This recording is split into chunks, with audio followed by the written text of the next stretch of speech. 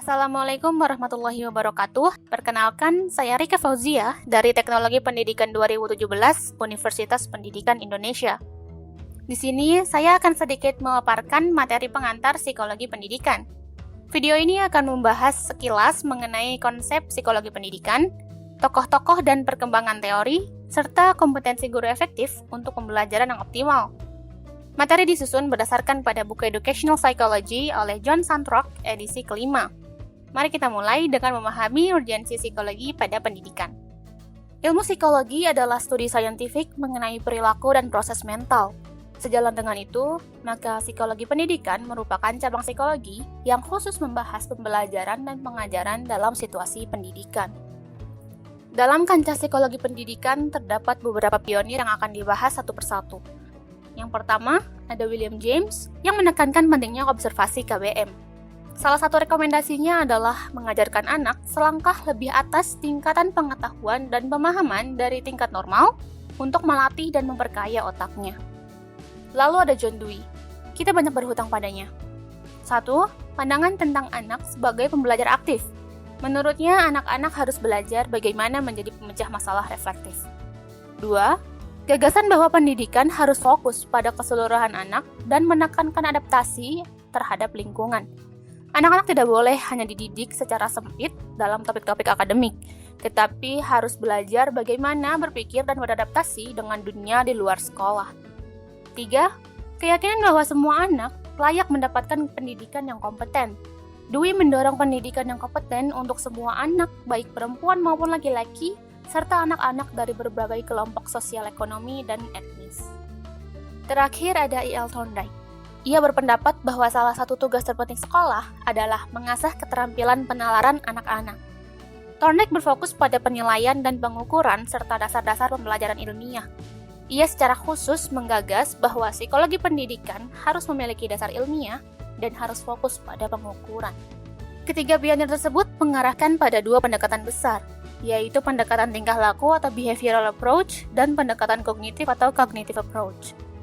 Berdasarkan ide Thorndike, Skinner berupaya menentukan dengan tepat kondisi terbaik untuk pembelajaran dengan mengembangkan konsep pembelajaran terprogram yang melibatkan penguatan perilaku siswa hingga siswa mencapai tujuan pembelajaran.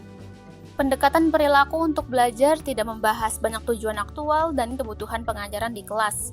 Benjamin Bloom menciptakan taksonomi keterampilan kognitif atau konsep psikologi kognitif seperti ingatan, pemikiran, penalaran, dan sebagainya untuk membantu siswa belajar. Keduanya berperan pada psikologi pendidikan masa kini, termasuk aspek sosial emosional yang kian dibahas semakin dalam.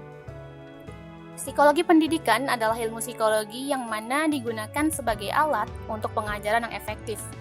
Pengajaran sebagai ilmu dan seni membutuhkan kompetensi-kompetensi unggul, diantaranya penguasaan materi pelajaran. Memiliki pemahaman menyeluruh, fleksibilitas, dan konsepsi akan materi adalah hal esensial bagi guru. Tentunya pengetahuan tentang materi pelajaran mencakup lebih dari sekadar konsep umum, namun juga mencakup pengetahuan tentang pengorganisasian ide, cara berpikir, cara berargumen, dan kemampuan untuk membawa ide-ide dari satu disiplin ke disiplin lainnya. Lalu ada strategi pembelajaran. Memilih salah satu dari sekian banyak pendekatan pembelajaran maupun menggabungkannya, perlu dipahami bahwa strategi manapun akan menjadi efektif dengan memperhatikan relevansi pengalaman belajar yang ingin diinisiasi. Lalu berikutnya ada keterampilan berpikir. Kemampuan berpikir kritis sangat esensial dan membuat siswa berpikir kritis tidaklah mudah. Kemampuan berpikir dan inisiasi ide guru perlu menggugah siswa berpikir kritis secara mendalam dan reflektif. Selanjutnya ada perencanaan pembelajaran. Pembelajaran yang efektif tidaklah dilakukan secara spontan. Dibutuhkan perencanaan di mana tujuan dijabarkan secara spesifik dalam kriteria-kriteria. Guru akan mensiasati bagaimana membuat siswa tertantang dan membuat pembelajaran menjadi menarik.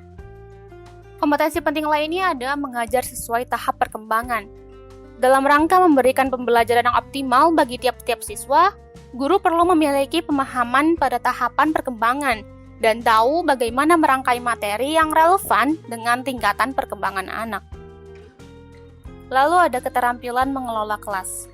Guru yang efektif dapat membangun dan mengkondisikan lingkungan belajar agar terjadi proses belajar pada siswa. Diperlukan strategi untuk menetapkan aturan dan prosedur, mengatur kelompok belajar, serta memantau dan memacu aktivitas kelas. Ada pula keterampilan memotivasi. Sangat penting bagi guru membantu siswa untuk memotivasi diri sehingga ia bertanggung jawab pada pembelajarannya sendiri. Siswa termotivasi ketika mereka dapat membuat pilihan sesuai dengan minat, pemberian reward yang sepadan, serta support untuk mengembangkan potensi diri. Selanjutnya ada keterampilan berkomunikasi. Menurut Hybels dan Weaver, keterampilan berkomunikasi mencakup keterampilan dalam berbicara, mendengarkan, mengatasi hambatan komunikasi verbal, melaraskan komunikasi nonverbal siswa, dan menyelesaikan konflik secara konstruktif.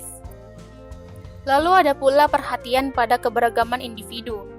Untuk variasi individu dapat diterapkan differentiated instruction dengan mengenali variasi individu dalam pengetahuan, kesiapan, minat, dan karakteristik siswa, kemudian dituangkan pada kurikulum dan pembelajaran. Selanjutnya ada mengajar dalam berbagai latar belakang budaya. Guru yang efektif akan membimbing siswa dalam berpikir kritis tentang masalah budaya dan etnis, sambil mengambil tindakan untuk menumbuhkan penerimaan. Lalu ada pengetahuan dan keterampilan penilaian. Guru perlu melakukan penilaian dalam rangka mendokumentasikan dan memberi umpan balik kinerja siswa sebelum dan selama pembelajaran. Terakhir ada keterampilan teknologi.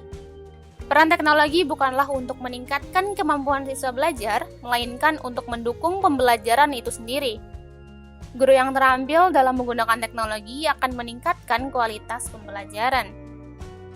Perlu digarisbawahi bahwa seluruh kompetensi di atas dinaungi oleh komitmen, motivasi, dan rasa peduli.